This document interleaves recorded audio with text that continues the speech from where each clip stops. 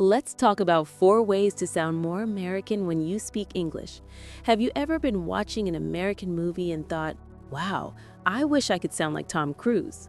Or maybe you've seen one of my videos and thought, I'd love to sound like Maya.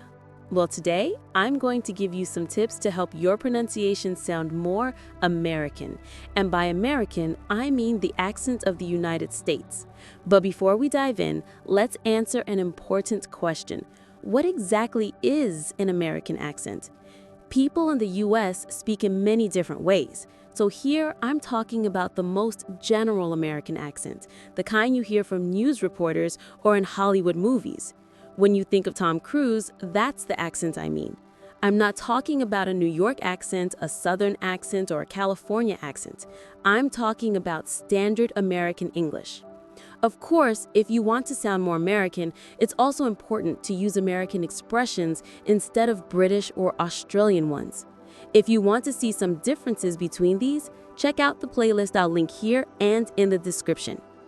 Finally, the best way to improve your pronunciation, whether you want to sound American, British, or Australian, is called shadowing. That means imitating exactly what someone says, word for word, repeating directly after the speaker. I have a couple of videos explaining how to shadow, so check those out in the description. It's also really helpful to break down the sounds of a language, which is exactly what we're doing today. I'm going to show you 4 key things you need to do to make your speaking sound more American. Ready? Let's go. 1. Change your T sounds to D sounds between vowels. This is super common in American English.